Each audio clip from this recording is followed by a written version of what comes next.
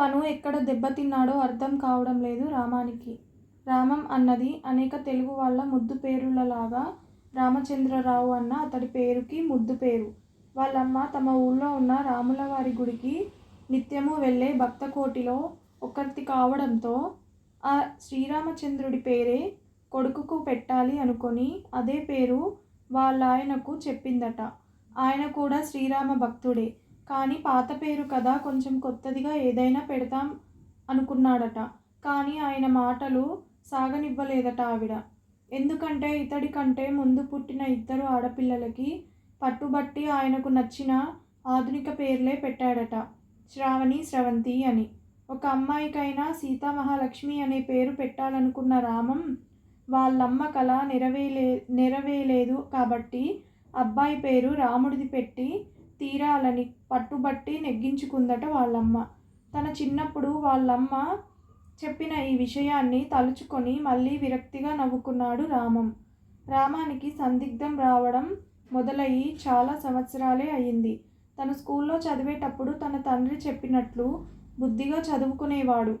అమ్మ కానీ అక్కలు కానీ చెప్పిన పనులు చేసేవాడు. ఏవో చిన్నా చితక అల్లర్లు తప్పి పెంకిఘటంగా తయారవలేదు. వాళ్ళ నాన్న కూడా తన స్నేహితులతో తన గురించి చెప్పేటప్పుడు మా వాడు బుద్ధిమంతుడండి అని చెప్పేవాడు. దాంతో రామంకి తను వేడుతున్న దారి సరైందే అనిపించేది. అప్పుడప్పుడు అక్కలే వాణ్ణి ఒరే నువ్వు ఇంత మంచివాడవవుతే ఎలాగరా సన్నాసి అని ముద్దుగా తిట్టేవారు. అమ్మ మాత్రం వెనకేసుకొని వచ్చేది. కానీ వాడికి అర్థం కానిది సందిగ్ధంగా మిగిలిందొక్కటే. తమ స్కూల్లో ఏమాత్రం చదవని కోటేశ్ గాడు స్కూల్లో జరిగిన ఆటల పోటీలలో ఛాంపియన్ అయినప్పుడు వాడి నాన్న వాడిని మెచ్చుకోవడం. మగపిల్లవాడంటే వాడు రా కోటేశ్ గాడు, ఎన్ని కప్పులు వాడికి, చివరికి ఛాంపియన్ కూడా వాడే అన్నప్పుడు మరి తనలాగా చదువుకొని మార్కులు రాని వాడిని నాన్నగారు ఎలా మెచ్చుకున్నారు అని వాడికి పెద్ద అనుమానం కలిగింది. అలా అని తను ఒకరోజు స్నేహితులతో ఆడుతూ ఇంటికి ఆలస్యంగా వెళ్తే కోప్పడేసరికి వాడి సందేహం ఇంకా ఎక్కువైంది. కానీ ఇంటి వాతావరణం ఉత్త సందేహాన్ని మిగిల్చింది తప్ప వాడి నుండి ఏ విప్లవాత్మకమైన మార్పు తేలలేకపోయింది.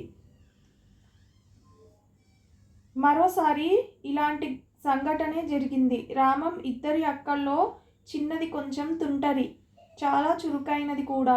మామూలుగానే ఆమె వెంటపడే కుర్రకారు కూడా ఎక్కువే. ఒక అబ్బాయి రోజు ఇంటిదాకా వచ్చి దిగబెట్టి వెళ్ళేవాడు.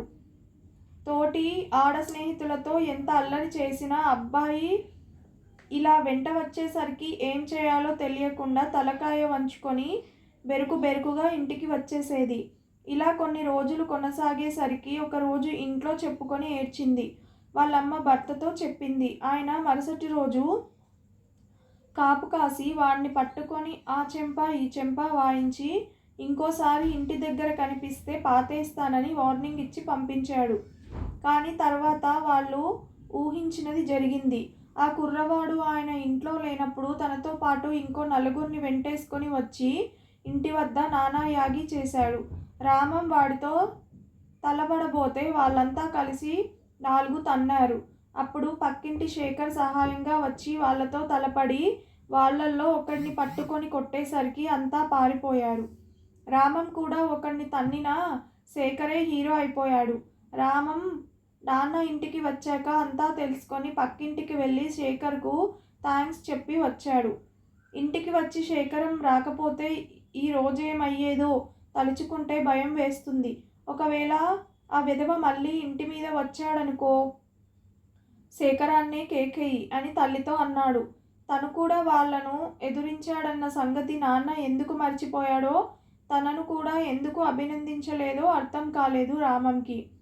మంచి సంస్కారమున్న ఇల్లు, చదువుకు ప్రాముఖ్యతనిచ్చే తల్లిదండ్రులు, మార్గదర్శకులుగా ఇద్దరు అక్కల మధ్య జన్మరీత్యా ఉన్న కొన్ని అల్లరి చేష్టలు తప్పనిస్తే రామం బాగానే చదువుకున్నాడు.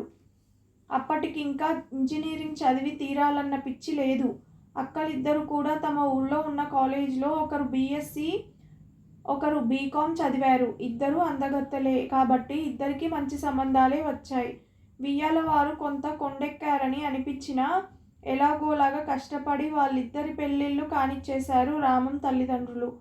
ఇక మిగిలిన ఒక్క కొడుకుని ఎలాగోలా చదివించి వాడో ఉద్యోగం సంపాదించి పెళ్లి చేసుకుంటే తాము వాడి దగ్గర కాలం వెళ్ళదీయవచ్చు అన్న సాధారణ మధ్యతరగతి కుటుంబ ఆలోచన తీరుతోనే రామాన్ని బాగా చదువుకోమని ప్రోత్సహించారు. అప్పటికి ఇంటర్లో ఫస్ట్ క్లాస్ వస్తే అదే 10,000 రామానికి వచ్చింది. కానీ అప్పటికి ఆర్థికంగా చితికిపోయిన రామం కుటుంబానికి అతడిని పెద్ద చదువులకని వేరే ఊరికి పంపడానికి వీలు లేకపోయింది. అవన్నీ మన వల్ల కాదులేరా, నువ్వు ఈ ఊళ్ళోనే ఉంటూ డిగ్రీ పాస్ అయి పోస్ట్ గ్రాడ్యుయేషన్ చేద్దువుగాని అన్నారు వాళ్ళ నాన్న. సరేనని బుర్రూపాడు మన మంచి బాలుడు. డిగ్రీ అవగానే ఉద్యోగానికి అప్లై చేయడం వచ్చేయడం కూడా జరిగిపోయాయి. నిట్టూర్చారు తల్లిదండ్రులు. 22 ఉద్యోగస్తుడై ఇంటిని పోషించేవాడయ్యాడు. వాళ్ళ నాన్న వాగ్దానం చేసిన పోస్ట్ గ్రాడ్యుయేషన్ గురించి రొక్కించి అడగలేకపోయాడు. అన్నీ నాన్న చెప్పినట్టే చేసి ఉద్యోగం సంపాదించుకొని నాన్న దృష్టిలో ప్రయోజకుడు అనిపించుకున్న తనతో పాటు చదువుకున్న కృష్ణారావు ఐఏఎస్ పాస్ అయి కలెక్టర్ అయ్యాడని చెప్తే నాన్న కళ్ళల్లో కనిపించిన మెరుపుకు అర్థం చెప్పుకోలేకపోయాడు రామం. తను కలెక్టర్ ఎందుకు కాలేకపోయాడో, కనీసం పోస్ట్ గ్రాడ్యుయేషన్ కూడా ఎందుకు చదవలేకపోయాడో కూడా నాన్నకు తెలిసినా కృష్ణారావును ఎందుకు మెచ్చుకున్నాడో, తను సాధించలేనిది వాడు సాధించాడని ఎలా అనుకున్నాడో అర్థం కాలేదు రామానికి. ఆఫీస్లో కూడా రామానికి మంచి పేరుండేది. పనిలో పర్ఫెక్ట్, పై ఆఫీసర్కు తలలో నాలుక, సహోద్యోగులకు రోల్ మోడల్ అనిపించుకున్నాడు. అతడి వెనుక అతడికి మగవాళ్ళ సర్కిల్లో చవట, చేతకాని దద్దమ్మ అన్న పేర్లు, ఆడవాళ్ళ గుంపులో బుద్ధవతారం, దద్దోజనం అన్న నామధేయాలు ఉన్నా అతడికి తెలిసేలా ఏదీ అనేవారు కాదు. అటెండర్లు కూడా మిగతా వాళ్లతో ఉన్నప్పుడు ఇతడి గురించి తమాషాగా మాట్లాడినా అతడి ముందు మాత్రం అనూకగా ఉండేవారు. వాళ్ళకు ఆఫీస్ రూల్స్ తెలుసుకోవడంలో చాలా సహాయపడేవారు. వాళ్ళకి కావలసినప్పుడు కరెస్పాండెన్స్ చేసి పెట్టేవాడు. వాళ్ళకు ఆఫీస్ నుండి రావాల్సిన బెనిఫిట్స్ గురించి చెప్పి అవి తనే వారి తరపున రాసి తెప్పించి పెట్టేవాడు. తెలియని విషయాలు తెలియజెప్పేవాడు. దాంతో రామానికి మోస్ట్ రిలయబుల్ మెన్ అన్న బిరుదు తగిలిస్తూనే వెనక మాత్రం అతడి గురించి మాట్లాడుకొని నవ్వుకునేవాళ్ళు. అది తెలిసిన రామానికి తన పైన తనకే జాలి కలిగేది. కానీ ఇప్పుడు ఎలా మారడం? ఇదిలా ఉండగా అమాయకులు, మంచి బాలులు కూడా ఈడ్స్కు వస్తున్నారు కదా. రామం కూడా పెళ్లి వయసుకు వచ్చాడు. తండ్రి స్నేహితుడెవరో తనకా ఫ్యామిలీ తెలుసంటూ తెచ్చిన సంబంధం అన్ని విధాలా కుదిరి విశాలితో పెళ్లి నిశ్చయమైంది రామానికి. తన పెళ్లి విషయంలో ఏమాత్రం పట్టింపులు చూపకుండా అవతలి వాళ్ళు చెప్పిన వాటన్నిటికీ ఒప్పేసుకొని తయారైన తండ్రి ప్రవర్తన మళ్ళీ అర్థం కాలేదు రామానికి. తన అక్కల పెళ్లిలలో తను ఎంత తిరగాడని, అవతలి వాళ్ళ పట్టింపులు విసుగు, బాధ కలిగించిన తండ్రి మనం ఆడపెళ్లి వాళ్ళం కదా అన్న ఒక్క మాట వల్ల తను పెదాలు బిగపెట్టి అన్ని పనులు చేశాడు. కానీ తన పెళ్లి దాకా వచ్చేటప్పటికి ఇంట్లో ఎవరూ తనకేమీ కావాలని కానీ, ఇదైతే ఎలా ఉంటుందని కానీ అడగనే లేదు. అంతా తామే నిర్ణయించేశారు. అవతలి వైపు వాళ్ళు కూడా పెళ్లివారు అనే విషయం ఎందుకు మర్చిపోయారో అంతుపట్టలేదు.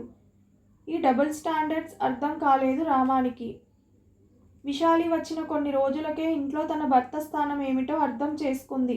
రామానికి అవసరానికి మించిన మంచితనం అనిపించసాగింది. అందరూ అతనిని ఉపయోగించుకోవడమే లేదా అతన్ని నిర్లక్ష్యపరచడమో చేయడాన్ని గమనించసాగింది విశాలి. అతని పైన జాలి, కోపం రెండూ వచ్చేవి. ఇంత బుద్ధవతారమా అనిపించేది. కొత్త కాబట్టి అతనితో ఏమీ అనేది కాదు. కానీ కొన్నాళ్ళ తర్వాత ఏకాంతంలో హితవు చెప్పసాగింది. మెల్లగా అతడికి ధైర్యం నూరిపోయసాగింది. మరీ అంత మంచివాడుగా ఉండనవసరం లేదు అని చెప్పసాగింది. మీ గురించి మీరు లేనప్పుడు ఎలా మాట్లాడుకుంటున్నారన్నది నాకు తెలుసండి. ఆ మాటలు వింటుంటే నాకు చాలా బాధేస్తుంది.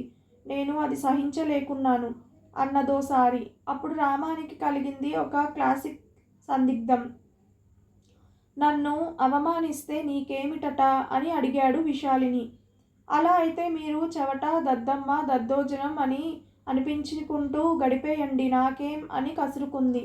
ఇంతవరకు ఇవే పదాలు తనను అంటున్నారని వినున్నా తన మొహం మీద ఎవరూ అనింది లేదు రామానికి.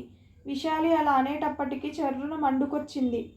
ఏంటి నేను ఊరుకుంటున్నానని ఏమేమో అంటున్నావు అని గద్దించాడు. విశాలికి కూడా తనను నిలదీసేసరికి అభిమానం అడ్డొచ్చి అందరూ అన్న మాటల్నే నేను అన్నాను తప్పేమిటి? అదీ కాక నేను మీ మంచికేగా చెప్తుంటా అన్నది. అది తన మంచికే అని అర్థమైన రామానికి తన భార్య అలా అనడం ఏమాత్రం మింగుడు పడలేదు. అలా అని ఇప్పటిదాకా మంచి పేరు తెచ్చుకున్న నేను స్వార్థంతో ఉండమంటావా అన్నాడు. అప్పుడు విశాలి రామం దగ్గరగా కూర్చొని, చూడండి, మిమ్మల్ని మంచివాడని పొగుడుతూ మీ చేత తమ పనులు చేయించుకునే వీళ్ళే మిమ్మల్ని చాటుగా ఏమేమనుకుంటున్నారో మీకు తెలుసు. వాళ్ళలో ఎవరు ఇలా మిమ్మల్ని గేలి చేస్తారో కూడా మీకు తెలుసు. అలాంటప్పుడు మీరు మళ్ళీ వాళ్ళకి ఎందుకు సహాయపడాలి చెప్పండి? మీరెన్ని మంచి పనులు చేసినా వారు అడిగింది ఒక్కటి చెయ్యకపోతే వాళ్ళ దృష్టిలో మీరు చెడ్డవారవుతారు. కావలిస్తే రేపు మీ పెద్దక్కయ్య వస్తోంది కదా, ఆమె తన బాబుని ఇక్కడే ఇంటర్ చేర్చాలని ఉందని చెప్పింది. దానికి మీరు తను కూడా వచ్చి బాబును జాయిన్ చేయించాలని అన్నది గుర్తుందా? ఈరోజు ఆమెకు ఫోన్ చేసి చెప్పండి ఆఫీస్లో చాలా పనుంది, బావను తీసుకొచ్చి బాబుని చేర్చమని. మీకు వీలు కాదని చెప్పండి. తర్వాత వాళ్ళ ప్రవర్తన ఎలా ఉంటుందో గమనించండి. అదేదో పాము ఋషి కదా, మీకు తెలిసే ఉంటుంది. ఆయన తపస్సు నుండి తిరిగి వచ్చేసరికి పాము కొన ఊపిరితో ఉండడం చూసి ఇదేమని అడిగితే మీరే చెప్పారు కదా కరవవద్దని, అందుకే కరవడం మానేసినప్పటి నుండి ఇలా అందరికీ చులకనైపోయాను, రాళ్లతో కొడుతున్నారు అందట. అందుకైన నేను కరవవద్దన్నాను కానీ బుసకొట్టద్దు అనలేదు కదా. నిన్ను నువ్వు రక్షించుకోకపోతే ఎలా అని హితవు చెప్పాడట. అలాగే నేను కూడా మీకు చెప్తున్నాను, మిమ్మల్ని మీరు రక్షించుకోవాలి. మీ పైన ఆధారపడిన నన్ను, పుట్టబోయే పిల్లలకు ఆధారం కావాలి. అందుకే రేపే మీ అక్కయ్యకు ఫోన్ చేయడం ద్వారా దీనికి నాంది పలకండి అని ముగించింది విశాలి. రామం తన సందిగ్ధాన్ని వదిలి కర్తవ్యం వైపు అడుగు వేశాడు. ఈ కథ కనుక మీకు నచ్చితే ప్లీజ్ సబ్స్క్రైబ్ చేయండి, అలాగే లైక్ చేయడం మర్చిపోకండి. Thank you so much for watching this video.